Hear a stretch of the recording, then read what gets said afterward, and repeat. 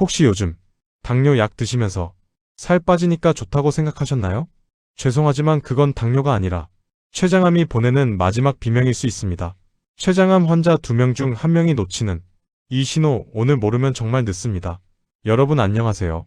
오늘은 우리 몸에서 가장 깊숙한 곳에 숨어 있으면서 동시에 가장 치명적인 질환으로 꼽히는 췌장암에 대해 아주 자세히 파헤쳐 보겠습니다. 췌장암은 흔히 절망의 암이라고 불립니다. 국가암등록 통계에 따르면 췌장암의 5년 생존율은 약 13% 정도로 주요 암 중에서 가장 낮습니다. 하지만 전문가들은 입을 모아 말합니다. 췌장암도 분명히 우리에게 신호를 보낸다고 말이죠. 단지 우리가 그 신호를 너무 사소하게 여겨서 놓칠 뿐입니다. 오늘 영상에서는 단순히 이론적인 지식뿐만 아니라 실제 병원에서 목격된 사례들과 약사들이 추천하는 구체적인 예방 식단까지 모두 정리해드립니다. 오늘 이 15분의 시간이 여러분과 가족의 평생 건강을 바꾸는 결정적인 계기가 될 것입니다. 끝까지 꼭 시청해주세요. 췌장의 해부학적 위치와 진단의 어려움. 먼저 췌장이 정확히 어디에 있는지부터 이해해야 합니다. 췌장은 우리 몸 정중앙, 명치와 배꼽 사이 아주 깊은 곳에 숨어 있습니다. 하지만 복벽 바로 뒤에 있는 게 아니라 위장과 십이지장, 그리고 수많은 혈관 뒤쪽에 박혀 있습니다. 이를 의학 용어로 후복막 장기라고 부릅니다. 이 위치가 왜 중요할까요? 췌장은 겉으로 만져지지 않고 통증도 거의 없습니다. 그래서 문제가 생겨도 아주 늦게 발견됩니다. 또한 췌장은 간이나 폐처럼 든든한 보호막인 피막이 별로 없습니다. 그래서 암세포가 생기면 바로 옆에 있는 간이나 큰 혈관으로 아주 빠르게 침범합니다. 많은 분이 건강검진을 믿으시지만 일반적인 복부 초음파로는 췌장을 다 보지 못합니다. 특히 위장의 가스 때문에 췌장 꼬리 부분은 거의 보이지 않습니다. 그래서 전문가들은 췌장 건강이 우려된다면 반드시 조영제를 사용한 CT 검사를 권장합니다. 이제 실제 병원 진료 현장에서 나타난 사례를 통해 췌장암의 신호를 살펴보겠습니다. 어느 날 60살의 김모 어르신이 병원을 찾았습니다. 평생 운동도 열심히 하고 몸 관리도 잘해서 당뇨 같은 성인병은 남의 일이라고 생각하며 사셨던 분입니다. 그런데 최근 정기검진에서 갑자기 당뇨 판정을 받았습니다. 의아한 점은 가족 중에 당뇨 환자가 단 1명도 없었고 체중도 오히려 줄어들고 있었다는 점입니다. 의료진은 이를 수상히 여겨 췌장 검사를 권유했고 결과는 췌장암 2기였습니다. 췌장은 인슐린을 분비하는 공장입니다. 공장에 불이 나면 제품 생산이 안 되듯이 췌장에 암세포가 퍼지면 인슐린 분비가 정상적으로 이루어지지 않아 당뇨가 생깁니다. 전문가들은 강조합니다. 50대 이후에 갑자기 당뇨가 생겼거나 기존의 당뇨를 잘 관리하던 분이 갑자기 혈당 조절이 안 된다면 그것은 당뇨병 치료를 할 게 아니라 췌장 정밀 검사를 받아야 하는 마지막 경고 신호라고요. 췌장암 환자의 약 50%가 당뇨를 새로 진단받거나 악화된다는 통계는 결코 우연이 아닙니다. 특히 마른 체형인데 당뇨가 생겼다면 더욱 주의 깊게 살펴보아야 합니다. 또 다른 사례를 보겠습니다. 70살의 박모 씨는 평소 소화가 잘 안 되고 배가 묵직한 느낌을 자주 받았습니다. 노화 현상이려니 생각하고 소화제만 드셨죠. 그런데 어느 날 화장실에서 자신의 대변 색깔을 보고 깜짝 놀랐습니다. 대변이 평소처럼 황금색이 아니라 마치 흰 찰흙을 뭉쳐놓은 듯한 회백색이었기 때문입니다. 동시에 소변은 진한 커피색이나 콜라색처럼 어둡게 변해 있었습니다. 이것은 췌장의 머리 부분에 생긴 암이 담즙이 내려가는 길을 막고 있어서 생기는 폐쇄성 황달의 전형적인 증상입니다. 담즙에는 빌리루빈이라는 노란 색소가 들어있는데 이 색소가 대변으로 가지 못하고 혈액으로 역류하면서 소변으로 배출되는 것입니다. 눈의 흰자가 노래지는 증상은 황달이 이미 꽤 진행된 상태입니다. 하지만 전문가들은 오히려 이 황달 덕분에 암을 발견할 수 있어서 다행이라고 말합니다. 만약 암이 췌장의 몸통이나 꼬리 쪽에 생겼다면 황달조차 나타나지 않아 발견이 훨씬 더 늦어졌을 것이기 때문입니다. 대소변 색깔의 변화. 이것은 췌장이 보내는 눈에 보이는 유일한 구조 신호일 수 있습니다. 평소 화장실에서 자신의 변 색깔을 확인하는 습관이 여러분의 생명을 구할 수 있습니다. 췌장암 환자들이 흔히 호소하는 증상 중 하나가 허리 통증입니다. 그런데 이 허리 통증은 일반적인 디스크나 근육통과는 양상이 다릅니다. 보통 허리 디스크는 자세를 바꿀 때 더 아프지만 췌장암으로 인한 통증은 몸을 앞으로 숙이면 조금 덜하고 뒤로 젖히거나 똑바로 누우면 통증이 심해집니다. 췌장이 등 쪽에 붙어 있다 보니 똑바로 누우면 장기가 췌장을 눌러 통증이 심해지기 때문입니다. 체중 감소도 아주 무서운 신호입니다. 6개월 이내에 본인 체중의 5%에서 10% 이상이 빠졌다면 긴장해야 합니다. 췌장은 소화효소를 뿜어내는 장기입니다. 단백질, 탄수화물, 지방을 분해하는 효소가 나오지 않으니 아무리 좋은 음식을 먹어도 영양분이 흡수되지 않고 그대로 배출됩니다. 심지어 대변에 기름기가 둥둥 뜨는 지방변이 나타나기도 합니다. 변을 본 뒤에 변기물에 기름이 뜨고 물을 내려도 잘 내려가지 않는다면 이것은 췌장이 제 기능을 상실했다는 아주 강력한 지표입니다. 의외의 신호 중 하나는 바로 입맛의 변화입니다. 평소 좋아하던 고기가 갑자기 맛이 없게 느껴지거나 기름진 음식을 보기만 해도 속이 메스꺼워진다면 췌장 기능을 의심해 보아야 합니다. 췌장암 세포는 우리 몸의 대사를 교란시켜 식욕을 떨어뜨리고 입맛을 변하게 만듭니다. 또한 최근 연구에 따르면 치주염이나 잇몸 질환이 있는 사람은 췌장암 발생 위험이 2배 가까이 높다고 합니다. 구강 내 나쁜 세균들이 혈관을 타고 췌장까지 이동해 염증을 일으키기 때문입니다. 어르신들 잇몸이 붓고 피가 나는 것을 가볍게 여기지 마세요. 깨끗한 양치질과 정기적인 스케일링이 췌장 건강을 지키는 첫걸음이 될 수 있습니다. 이제 우리가 일상에서 무심코 먹는 음식들 중 췌장을 혹사시키는 주범들을 알아보겠습니다. 약사들이 가장 경계하는 것은 바로 액상과당입니다. 설탕보다 훨씬 더 빠르게 혈당을 올리는 액상과당은 췌장세포에 직접적인 스트레스를 줍니다. 특히 가공음료나 믹스커피, 탄산음료에 들어있는 과당은 췌장 암세포의 증식을 돕는 에너지원으로 작용한다는 연구 결과가 많습니다. 두 번째는 나쁜 지방이 가득한 고기류와 튀김 음식입니다. 지방을 소화하기 위해서는 췌장이 아주 많은 양의 소화효소를 만들어내야 합니다. 기름진 음식을 과하게 먹으면 췌장은 쉴 틈 없이 일하게 되고 이 과정에서 췌장효소가 췌장 자체를 공격하는 염증 반응이 생길 수 있습니다. 세 번째는 술과 담배입니다. 담배는 췌장암 발생 위험도를 최소 2배 이상 높이는 확정적인 발암 물질입니다. 술은 급성 및 만성 췌장염이 주된 원인이 되는데 만성 췌장염이 있는 환자는 일반인보다 췌장암 발병률이 수십 배까지 치솟습니다. 그렇다면 췌장을 보호하기 위해 우리는 무엇을 먹어야 할까요? 약사와 전문의들이 추천하는 췌장 건강 식단의 핵심은 바로 저지방 저당 고식 이섬유입니다.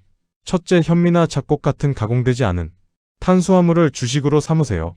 흰 쌀밥이나 빵면 요리는 혈당을 급격히 높여 췌장을 자극합니다. 하지만 껍질을 깎지 않은 현미는 식이섬유가 풍부해 당 흡수 속도를 늦춰주고 췌장이 천천히 일할 수 있게 도와줍니다.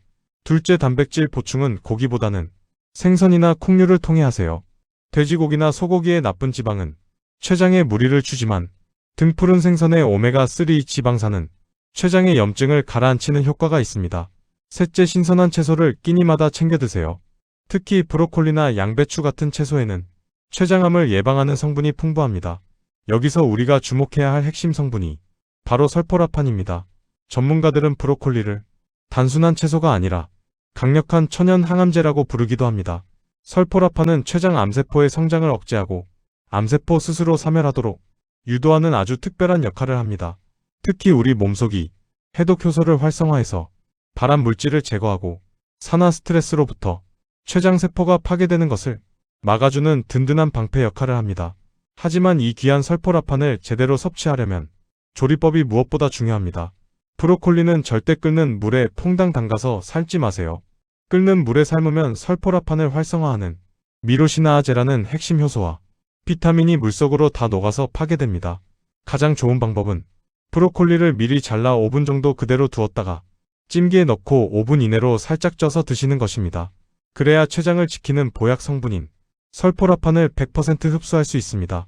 또한 브로콜리를 식초와 같이 먹으면 안 된다는 소문도 있는데 이건 사실이 아닙니다. 오히려 식초물에 브로콜리를 잠시 담가두면 꽃봉오리 구석구석 숨어있는 먼지와 잔류 농약을 깨끗하게 씻어낼 수 있어 훨씬 안전합니다. 세척할 때는 식초물에 5분 정도 담갔다가 흐르는 물에 헹구시고 조리할 때는 꼭 쪄서 드시는 것. 이 두 가지만 기억하셔도 췌장의 방패를 든든하게 세우시는 겁니다. 많은 환자분이 제게 묻습니다. 원장님, 양배추는 생으로 먹는 게 좋습니까? 익혀 먹는 게 좋습니까? 제 대답은 목적에 따라 둘 다 옳다입니다. 먼저 양배추를 생으로 드실 때의 가장 큰 의학적 이점은 바로 S-메틸메티오닌, 즉 비타민 U 성분을 온전히 흡수할 수 있다는 점입니다. 이 성분은 췌장 점막을 보호하고 손상된 조직의 재생을 돕는 강력한 항계양 인자입니다. 하지만 열에 매우 약해 섭씨 60도만 넘어도 파괴되기 시작하죠. 따라서 췌장세포의 빠른 회복과 재생을 원하신다면 생샐러드나 생즙으로 드시는 것이 훨씬 유리합니다. 또한 생양배추의 풍부한 디아스타아제 효소는 천연 소화제 역할을 하여 췌장의 소화 부담을 직접적으로 덜어줍니다. 반대로 양배추를 살짝 쪄서 드실 때는 항암 효과와 소화 편의성이 극대화됩니다. 양배추를 가열하면 세포벽이 부드러워지면서 그 속에 갇혀있던 설포라판과 같은 항암 물질의 용출이 쉬워집니다. 특히 평소 장이 예민해서 생채소를 드시면 가스가 차고 배가 더부룩한 시니어 분들에게는 익혀 드시는 법을 강력히 추천합니다. 살짝 찌는 과정에서 식이섬유가 부드러워져 소화기계의 자극을 최소화하면서도 췌장 건강에 필요한 필수 미네랄을 안정적으로 섭취할 수 있기 때문입니다. 결론적으로 위장 점막 재생과 소화효소 보충이 절실할 때는 싱싱한 생양배추를, 암 예방을 위한 항암 성분 집중 섭취와 편안한 소화를 원하실 때는 살짝 쪄낸 양배추를 선택하십시오. 이 두 가지 방법을 일주일에 서너 번씩 번갈아가며 실천하시는 것이 여러분의 췌장을 지키는 최고의 의학적 솔루션이 될 것입니다.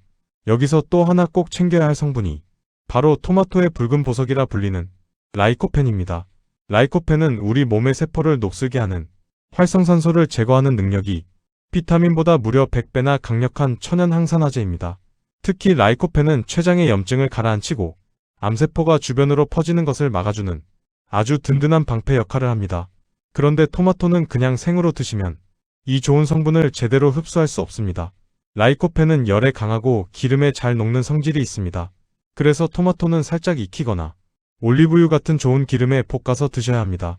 이렇게 조리해서 드시면 그냥 생으로 드실 때보다 몸에 흡수되는 양이 무려 9배까지 올라갑니다. 아침마다 토마토를 살짝 데쳐서 올리브유 한 숟가락 뿌려 드시는 습관 하나가 췌장암이라는 무서운 적을 막아내는 가장 쉽고 강력한 비결이 될 것입니다. 넷째, 식사 습관이 중요합니다. 한꺼번에 많이 먹는 과식은 췌장에 폭탄을 던지는 것과 같습니다. 적은 양을 여러 번 나누어 먹는 소식 습관을 들이고 음식을 입안에서 오랫동안 씹어 침 속의 소화효소와 충분히 섞이게 하세요. 이것만으로도 췌장의 업무량을 절반으로 줄여줄 수 있습니다.